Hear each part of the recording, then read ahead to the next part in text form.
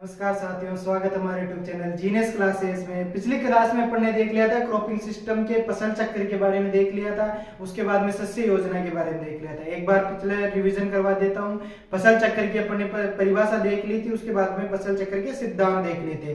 फसल चक्र के सिद्धांत के बाद में अपन ने फसल चक्र की सघनता निकालने का सूत्र देखा था। जो फसल चक्र की सघनता का सूत्र होता है फसलों की संख्या बटे वर्षों की संख्या, जितने वर्षों में लिया गया है मल्टीप्लाई 100 से मल्टीप्लाई कर देते हैं। इस प्रकार फसल सघनता निकाल रहे थे अपन। उसके बाद में देखा था अपने शस्य योजना। शस्य योजना में देखा था एक अच्छी शस्य योजना के क्या क्या गुण रहने चाहिए। अगर 50 हेक्टेयर से कम हो तो 10% क्षेत्र विनिर्माण कार्यों के लिए रखना चाहिए, और 50 हेक्टेयर से अधिक हो तो 5% क्षेत्र विनिर्माण कार्यों के लिए रखना चाहिए। अब आगे इसी क्रम में आगे बढ़ते हैं। आगे देखते हैं खेती के प्रकार, types of farming. Types of farming में क्या होता है, जब भूमि का अध्ययन उसके उपयोग के आधार पर किया जाता है। कब किया जाता है? जब भूमि का अध्ययन उसके उपयोग के आधार पर किया जाता है तो उसे क्या कहा जाता है? खेती के प्रकार या फार्मिंग ऑफ टाइप्स कहा जाता है। फिर देखते हैं आगे, खेती के लगभग मुख्यतः 5 भागों में बांटा गया है, 5 प्रकारों में बांटा गया है खेती को। 5 प्रकार कौन कौन से हैं? फर्स्ट प्रकार देखते हैं अपन इसका विविध खेती या डाइवर्सिफाइड फार्मिंग। विविध खेती या डाइवर्सिफाइड फार्मिंग, इसे इसकी परिभाषा देखते हैं डाइवर्सिफाइड फार्मिंग की। जब किसान अपने फार्म पर विभिन्न प्रकार की फसलों को उगाता है, क्या करता है? विभिन्न प्रकार की फसलों को उगाता है एवं उसके द्वारा उगाई गई किसी भी एक फसल का उसकी वार्षिक आय का 50% या इससे अधिक नहीं होना चाहिए। यहाँ पर गौर करना है कि 50% या इससे अधिक नहीं होना चाहिए। उसकी वार्षिक जो आय होगी किसान की, उसका 50% या इससे अधिक नहीं होना चाहिए। तो उसे क्या कहा जाता है? तो इस प्रकार की खेती को क्या कहा जाता है? विविध खेती कहा जाता है या डाइवर्सिफाइड फार्मिंग कहा जाता है। अब इसको समझ लेते हैं इस परिभाषा को कि कैसे क्या हो रहा है इसके अंदर, कि यदि किसान अपने फार्म पर, विविध खेती किसे कहेंगे या डाइवर्सिफाइड फार्मिंग किसे कहेंगे? किसान अपने फार्म पर एक से अधिक फसलों को उगा रहा है, मुख्यतः एक फसल नहीं ले रहा है, उसमें क्या है कि अलग अलग फसलों को उगा रहा है, अलग अलग फसलों को अलग अलग भागों में बांटकर उसे अलग अलग भागों में, तो उसकी जो वार्षिक आय आएगी वो 50% या उससे कम होगी। 50% या उससे कम होगी, कभी भी 50% से ज्यादा नहीं होगी। अब इसके देखते हैं एडवांटेज, लाभ देख लेते हैं। जोखिम कम होता है। जो अपन में विविध खेती रहती है, डाइवर्सिफाइड फार्मिंग रहती है, इसमें क्या होता है कि जोखिम बहुत कम होता है, क्योंकि एक फसल पर किसान निर्धारित नहीं रहता है, अलग अलग फसलें होता है जो 50% से कम रहती है जिनकी वार्षिक आय, तो एक फसल पर निर्भर नहीं होगा, तो उसमें क्या होगा? जोखिम कम होगा। फिर देखते हैं इसमें आगे एडवांटेज देखते हैं। वर्ष भर आय बनी रहती है।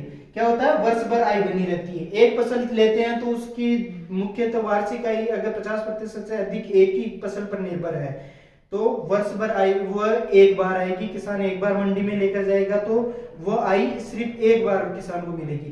लेकिन विविध खेती में अलग अलग फसलें बोएगा, अलग अलग फसलों को कई बार कुछ बोरियों को मंडी में ले गया, फिर अलसी की फसल आ गई तो उसकी ले गया, फिर धान की फसल आ गई उसको ले गया। तो इस प्रकार वर्ष भर उसकी आय बनी रहती है। और संसाधनों का अधिक से अधिक प्रयोग होता है। संसाधनों का क्या होता है? अधिक से अधिक, उसके पास ट्रैक्टर है तो उसका भी क्या अधिक से अधिक प्रयोग होगा। तो क्या हो गया? इसके एडवांटेज कौन कौन से हो गए? जोखिम कम होगा और वर्ष भर आय बनी रहती है, संसाधनों का अधिकतम उपयोग होगा। अब इसकी हानि भी देख लेते, इसकी क्या क्या हानि होती है। जो विविध खेती है, डाइवर्सिफाइड फार्मिंग है, इसकी हानि कौन कौन सी होगी? तो प्रबंधन में कठिनाई आती है। जो एक फसल है उसका प्रबंधन, जो मुख्यतः एक फसल बोते हैं उसका प्रबंधन तो कर लेते हैं, लेकिन अलग अलग फसल अलग अलग मौसम के हिसाब से अलग अलग रिएक्ट करती है, तो उसका प्रबंधन में कठिनाई आती है। उसके जो हार्वेस्टिंग होती है, कल्टीवेशन होता है, जो भी करने में उसकी क्या कठिनाई आती है। फिर देखते हैं थोक की खरीदी में विक्रेता में भी अभाव होता है। किसान मंडी में अगर एक फसल बो रहा है तो उसको एक साथ ले जाएगा और मंडी में थोक में बड़े पैमाने पर क्रय विक्रय करेगा। लेकिन जो विविध खेती रहती है इसमें कुछ भाग, कुछ बोरियां अलग फसल की हो गई, कुछ बोरियां अलग फसल की हो गई, तो कभी 2 बोरी लेकर जा रहा है, कभी ज्यादा लेकर जा रहा है, तो ऐसे कर कर उसमें जो थोक खरीदी विक्रेती है उसमें अभाव रहता है। तो इस प्रकार आपकी डाइवर्सिफाइड फार्मिंग हो गई। विविध खेती के बाद में खेती का अगला प्रकार देखते हैं विशिष्ट खेती। विशिष्ट खेती को क्या कहते हैं? Specialised farming. क्या कहा जाता है इंग्लिश में? Specialised farming. इसमें देखते हैं कि जब कोई किसान किसी फसल को विशेष अधिक महत्व देता है। जो विविध खेती थी उसमें तो देख रहे थे एक को विशेष महत्व नहीं दे रहा था, अलग अलग फसलें बो रहा था। इसमें क्या होता है कि जब किसान किसी एक विशेष फसल को विशेष अधिक महत्व देता है तो तब वह फसल उससे बड़े पैमाने पर उगाता है, तथा उसकी एक फसल से उसकी जो वार्षिक आय होती है वो 50% या उससे अधिक होती है। 50% या उससे अधिक हो तो उसे क्या कहा जाता है? विशिष्ट खेती कहा जाता है या स्पेशलाइज्ड फार्मिंग कहा जाता है। देखो इसमें क्या हो रहा है कि जो विविध खेती थी, विविध खेती में देखा था कि अपने अलग अलग फसलों को, किसी एक फसल को विशेष महत्व नहीं दे रहा था किसान, अलग अलग फसलें बो रहा था जिससे उसकी वार्षिक आय बनी थी, वर्ष भर आय बनी रह रही थी। उसमें 50% तक वार्षिक आय नहीं हो रही थी, 50% या उससे कम ही हो रही थी, 50% से कम हो रही थी एक किसी विशेष फसल की। लेकिन जो विशिष्ट खेती होती है इसमें किसान किसी एक फसल को विशेष महत्व देता है, उस फसल को बड़े पैमाने पर खेती करता है। बड़े पैमाने पर खेती करने के बाद जो उसकी वार्षिक आय होती है, वो उसकी 50%, जो फसल उगा रहा है वो उसको 50% से अधिक प्राप्त होती है। जिसमें उसकी वार्षिक आय में जो उसका योगदान होता है उस फसल का 50% या उससे अधिक योगदान होता है उसका, तो ऐसी खेती को क्या कहा जाता है? विशिष्ट फार्मिंग कहा जाता है। इसके जो लाभ देख लेते हैं। जो विविध खेती देखी थी अपने, उसकी जो हानि थी वही इसके लाभ होंगे। प्रबंधन में आसान होगा, उसमें प्रबंधन में कठिनाई थी, हानि थी उसकी, लेकिन इसमें क्या प्रबंधन आसान रहेगा, एक विशेष फसल को उगा रहे हैं। अब फिर आगे देखते हैं सेकंड क्या है? थोक खरीदी में विक्रेता में लाभ होगा। जो अपन एक साथ बेचेंगे फसल को तो उसमें भी क्या लाभ प्राप्त होगा अपने को। ये एक तो 2 बोरियों को ले जाकर बेच रहे हैं तो उसमें कम लाभ होता है, उसमें आने जाने का किराया भी लग जाता है, किसान को ज्यादा लाभ भी प्राप्त नहीं होता है। लेकिन जो थोक में खरीदी बिक्री होती है उसमें किसान को भी अधिक लाभ प्राप्त होता है एक विशेष फसल को ले जाने पर। अब देखते हैं आगे तीसरा प्रकार देखते हैं मिश्रित खेती या मिक्स्ड फार्मिंग। मिक्स्ड फार्मिंग में क्या होता है? एक देखा था अपने पहले मिक्स्ड क्रॉप देखा था, तो मिक्स्ड क्रॉप में तो 2 फसलों को मिक्स कर बो रहे थे, वो तो मिक्स्ड क्रॉप आ गई। ये क्या हो गया? मिश्रित फार्मिंग होगी। मिश्रित फार्मिंग और मिक्स्ड क्रॉप में अंतर है, तो दोनों को देख लेना। जो मिक्स्ड फार्मिंग है, जब किसान फसल उत्पादन के साथ कोई सहायक उद्योग भी अपना लेता है। क्या होता है कि किसान एक फसल उत्पादन के साथ कोई सहायक उद्योग भी अपना लेता है। जैसे क्या हो गया? पशुपालन या मुर्गी पालन में क्या होता है? पशु पालन या मुर्गी पालन को कर लेता है। वह सहायक उद्योग फार्म की कुल वार्षिक आय का 10 से 49% तक होता है। कितने प्रतिशत होता है? 10 से 49%। इसमें देखते हैं 10 से 49% होता है। इसमें 50% या उससे अधिक नहीं होगा, क्योंकि अगर 50% या उससे अधिक होगा तो क्या होगा? एक विशिष्ट खेती हो जाएगी, विशेष खेती या स्पेशलाइज्ड फार्मिंग हो जाएगी। लेकिन जो मिश्रित खेती है इसमें क्या होगा कि 10 से 49% तक होगा। तो इसका लाभ क्या होगा? अतिरिक्त आय प्राप्त होती है। इसमें क्या होता है? अतिरिक्त आय बनी रहती है, अतिरिक्त आय प्राप्त होती है सहायक उद्योग से या मिश्रित फार्मिंग से।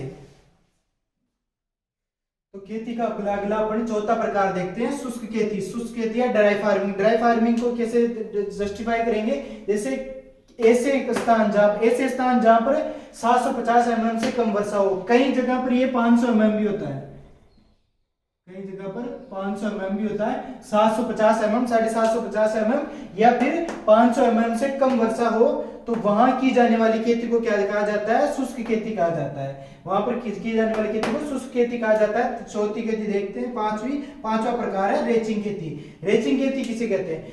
जब प्राकृतिक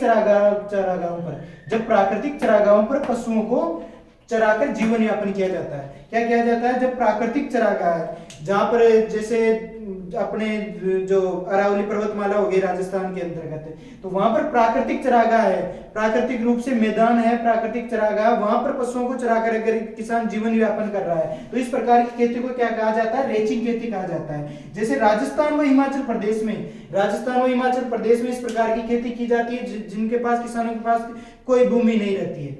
इनके पास कोई भूमि रहती है, कोई भूमि नहीं रहती है, इसमें प्राकृतिक रूप से चरागाह रहते हैं, वहां पर पशुओं को चराकर उनसे जो उत्पादन प्राप्त होता है, दूध दुग्ध उनको बेचकर, उससे खाद जो भी होता है उनसे उनको बेचकर जीवन यापन किया जाता है। तो इस प्रकार की खेती को क्या कहा जाता है? रेचिंग खेती कहते हैं। ये राजस्थान व हिमाचल प्रदेश में करते हैं। राजस्थान व हिमाचल प्रदेश में अभी भी ये खेती मौजूद है, रेचिंग खेती। अपन विश्व में देखें तो ऑस्ट्रेलिया के अंदर है, ऑस्ट्रेलिया में इसके रेचिंग खेती का प्रकार अपनाया जाता है। अपने देख लिया आज रेचिंग खेती के 5 जो अपने खेती के प्रकार देख रहे थे, उसमें 5 प्रकार देख लिए थे। इस पहला तो विविध खेती देखी थी, इसमें अलग अलग फसलें बोते हैं, कोई एक विशेष फसल को एक महत्व नहीं देते हैं, अलग अलग फसलें बोते हैं। दूसरा प्रकार देखा था अपन ने खेती का, उसमें देखा था एक विशिष्ट खेती। विशिष्ट खेती में किसी एक फसल को ज्यादा महत्व देता है किसान, उसे बड़े पैमाने पर उगाता है और किसानों को उस पे बड़ी जो अपने वार्षिक आय है फार्म की वो 50% से अधिक प्राप्त होती है। फिर देखा था उसमें, उसके बाद शुष्क खेती देखी, ड्राई फार्मिंग देखी। ड्राई फार्मिंग में देखा अपने जहां पर 550 750 mm से कम वर्षा होती है, वहां पर जो खेती की जाती है उसे शुष्क खेती कहा जाता है। और 5वां प्रकार देखा अपने रेचिंग खेती, जो प्राकृतिक चरागाह है वहां पर पशुओं को चराकर जो जीवन यापन किया जाता है, इस प्रकार की खेती को क्या कहा जाता है? रेचिंग खेती कहते हैं। तो अगले वीडियो में अपन मिलेंगे, अगले जो क्रॉपिंग सिस्टम का अगला प्रकार देखेंगे। वीडियो अच्छी लगी हो तो लाइक एंड सब्सक्राइब कर दीजिए।